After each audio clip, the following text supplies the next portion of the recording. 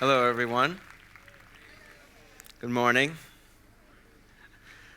I'm from New York City. I grew up in the projects in Lower East Side. Oh, New Yorker. I grew up in the projects in the Lower East Side area. I grew up in a family of 7 siblings, 5 brothers and 1 sister, and I'm the middle kid in all of that. Are there any middle kids here? More hands than I expected. I'm with you. Stay strong. It gets easier, trust me. I played musical instruments. I rollerbladed, played ball. I drew, painted pictures for school projects. And I watched a lot of movies. Sounds normal, right? But I wasn't allowed to leave my apartment. My dad wouldn't allow it. He controlled everything I did in my life. He even controlled my mom. So my entire world existed in my apartment. I had no friends. I was homeschooled. I wasn't allowed to cut my hair. I couldn't walk out my front door. I had no internet. And I even couldn't talk about certain subjects I wanted to.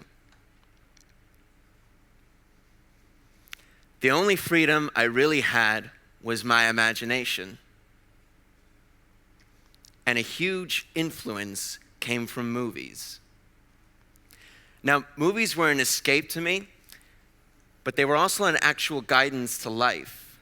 They showed me what rivers looked like, what schools looked like, what the countryside looked like, even animals, cats, dogs, mice, horses.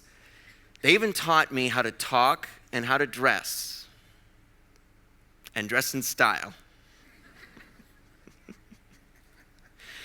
I watched so many movies for so long, I started thinking, why don't we do these movies? Play our favorite characters. And that's how we started doing full-length movie reenactments. And reenacted some of our favorite movies, such as the Dark Knight trilogy by Christopher Nolan, Pirates of the Caribbean, The Lord of the Rings, The Godfathers, and Goodfellas. We did classic movies too. And we did everything we could to bring these films as much to life as humanly possible. And we needed certain resources to bring it. We needed to write down every single word from the film itself, which took days sometimes, and we also needed to bring certain other aspects to life as possible. So we started looking around the house, and we found cereal boxes, paper, packaging tape, crayons, and using all of these resources, we were able to make armor, swords, costumes, masks, props, you name it, we made it. Computers, phones, not the iPhone, flip phones, the old regular ones. Bringing movies to life helped me explore the outside world while I was trapped in my apartment. My dad may have controlled our lives, but one thing he couldn't control was our imagination. We never celebrated any holidays except one, my favorite, Halloween. This day really was special to me because it pushed my imagination and my creativity as far as it could. A whole new world opened up inside of me. I turned my entire apartment into this huge forest, made trees in my hallway, threw leaves on the floor, and made these giant posters, Halloween decorations, paper jack-o'-lanterns, paper mummies hanging all over the ceiling, all over the wall, scarecrows and pumpkins made out of basketballs. It really pushed everything as far as it could. It was like making an entire city.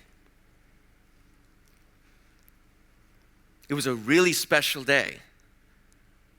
It was my masterpiece of my imagination.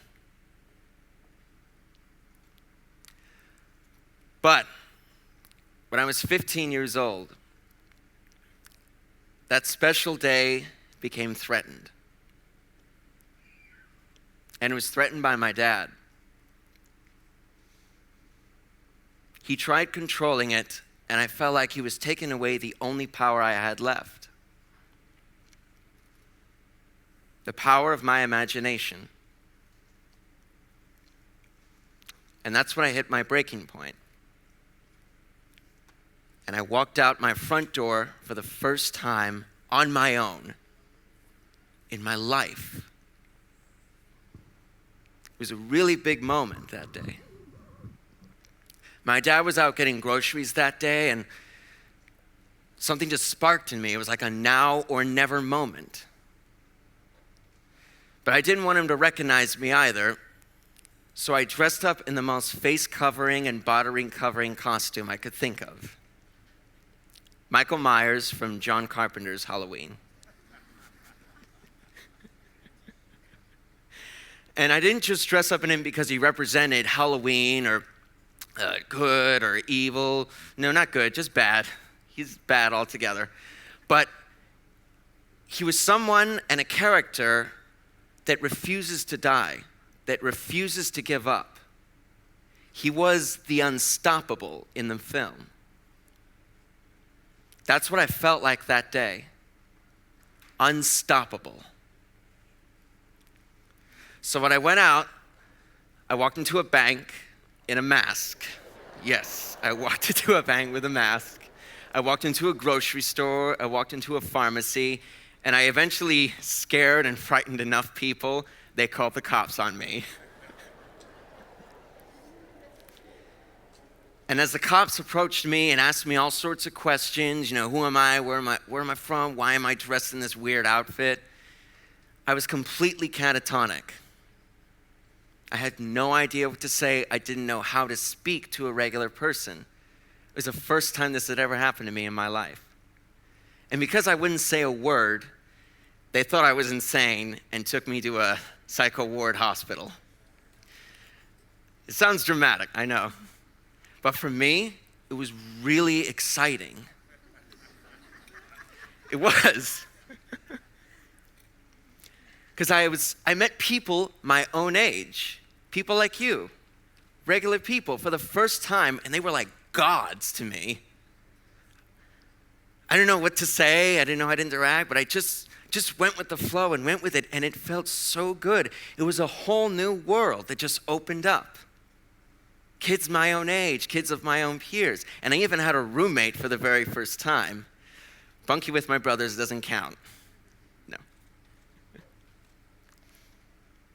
And on this day, while I was in the hospital, I was there for a week. We also had a daily routine. We had group therapy, talking about your creative side, your goals in life. Who do you want to be? Who do you look forward to being? And we even had a school routine as well. We talked about subjects, history, math, science, and draw creative little drawings or get to our creative side as much as possible.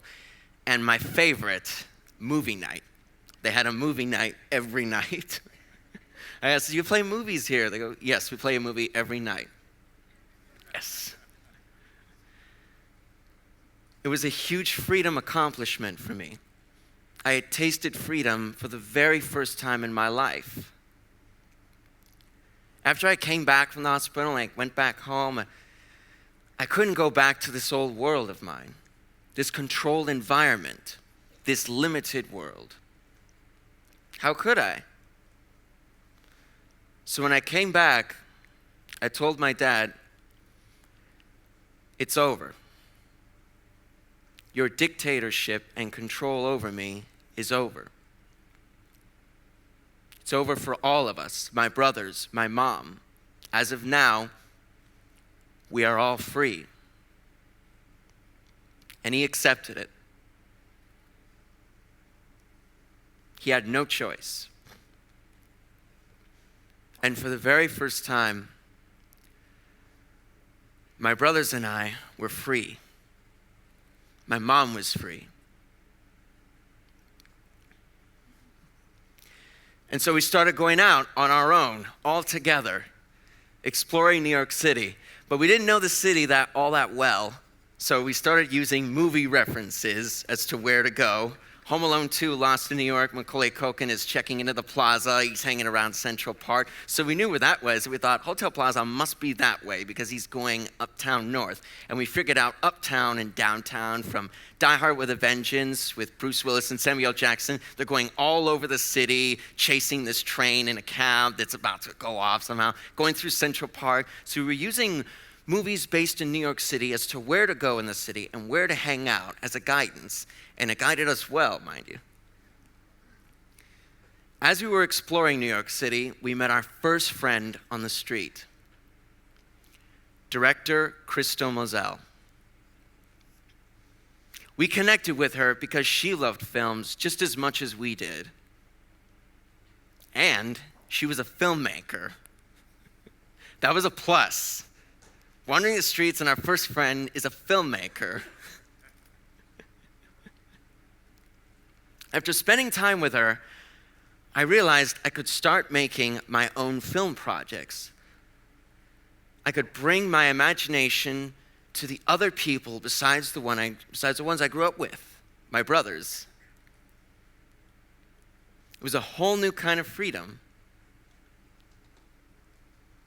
She taught us cameras, we collaborated with other filmmakers, we even worked with actors for the very first time.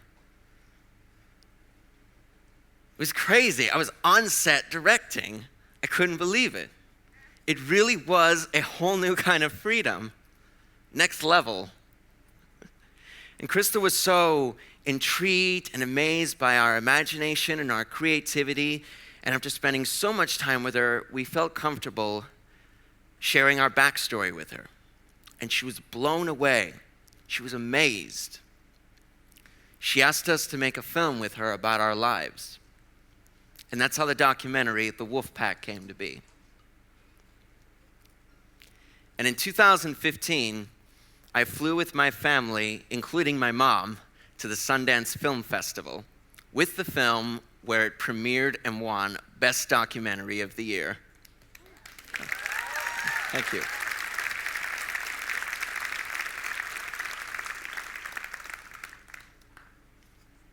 I'll never forget the day they announced it.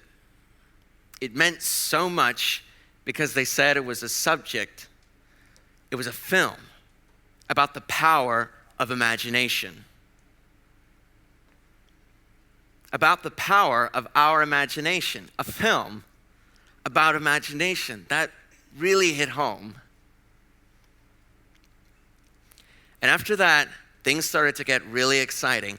There were so many people across the world that were touched by our story. We got invited to go to all of these new places, places that I had only seen in movies and imagined and dreamed of going to. We flew to Europe. We went all over the UK. We went to Germany. We went to Sweden. We went to South America and Colombia. And to the hometown of movies, Los Angeles. As we were exploring and traveling, I got to learn all sorts of cultures and learn about new music and meet new communities, new people. I went to all these film festivals and met all of these amazing filmmakers and talk about their ideas and their process of filmmaking. I met directors, writers, producers, actors, composers, editors. I could go on and on and on and on. And I even got to meet some of my own heroes. David O. Russell, Spike Jonze, Mark Ruffalo, and Robert De Niro. These are the same people that taught me how to talk, act, speak, create, and write with the power of their imagination and their movies. I really saw how imagination brings people together. People started taking notice of us after all of this, not just because we were in a film, but because of the way we started making our own films. We started our own production company. We worked with bigger media companies. We were doing online content and presenting our own original films. I was getting paid to make my own movies. This was a dream come true. My life could have gone in many different directions. I could have been mad, I could have been angry, bitter, or messed up from my childhood experience.